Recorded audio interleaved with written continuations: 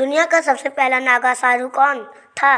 नागा साधुओं की फौज का रहस्य और उनके छुपे हुए रहस्यमय किस्से। तप, त्याग और पराक्रम की जीवंत मूर्ति, भस्म से सना शरीर, हवा में लहराती तलवारें और वो साधु जिनकी नजरें मौत को भी चुनौती देती हैं। ये है नागा साधु, मगर इनका इतिहास रहस्यों और चमत्कारों से भरा हुआ है। कौन थे पहले नागा साधु? कैसे तैयार हुई नागा साधुओं की विशाल फौज और उनके जीवन से जुड़े वो किस्से जो आज भी पहेली बने हुए हैं?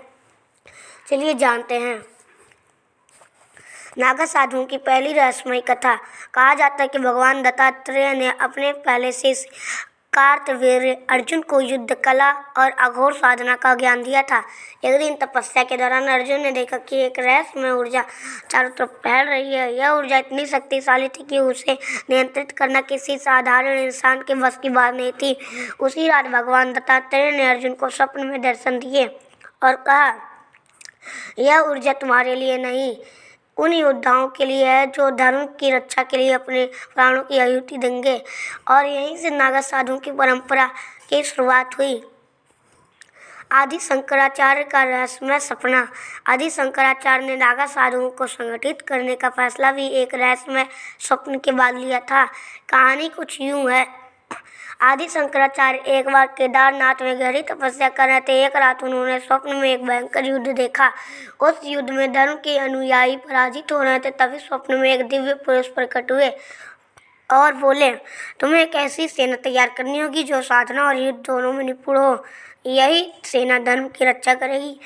अगली सुबह शंकराचार्य ने 4 प्रमुख अखाड़ों की स्थापना की और नागा साधुओं को दीक्षा देकर धर्म योद्धा बनाया। नागा साधुओं की दूसरी रहस्यमयी कथा। एक समय की बात है जब नागा साधुओं के अखाड़ों में एक युवा दीक्षा लेने आया। उसका नाम सिद्धांत था। दीक्षा के पहले दिन ही सिद्धांत को हिमालय की एक गुफा में भेज दिया गया। कहा जाता है कि वहाँ हर पूर्णिमा की रात एक रहस्यमय शक्ति प्रकट होती थी।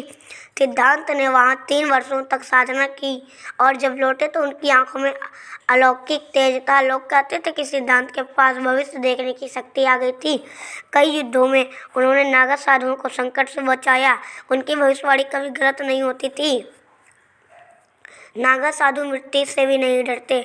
नागा साधुओं के कई किस्से आज भी लोग उनके रोंगटे खड़े कर देते हैं।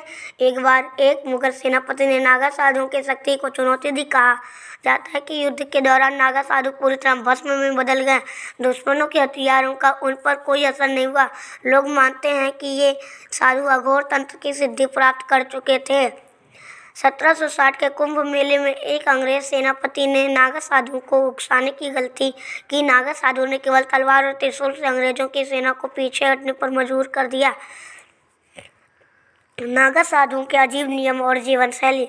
नागा साधु बनने के लिए कई कठोर नियमों का पालन करना पड़ता है। पहला, सांसारिक मोह माया से मुक्ति। नागा साधु बनने से पहले हर सांसारिक बंधन यहाँ तक कि अपना नाम भी छोड़ना पड़ता है।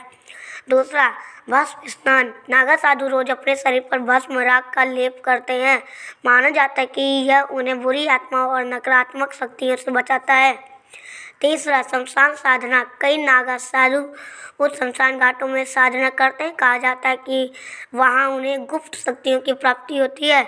तो ये थे नागा साधुओं से जुड़े अनसुने किस्से और रहस्य। वे सिर्फ साधक नहीं बल्कि धर्म के लिए ये योद्धा भी हैं। उनका जीवन जितना कठिन उतना ही रहस्यमय भी। नागा साधुओं की परंपरा हजारों साल से धर्म की रक्षा करती आ रही है और शायद हमेशा करती रहेगी। अगर आपको ये कहानी रोमांचक लगी तो हमारे चैनल जस्ट एक्शन टीवी को लाइक करें, शेयर करें और सब्सक्राइब जरूर करें।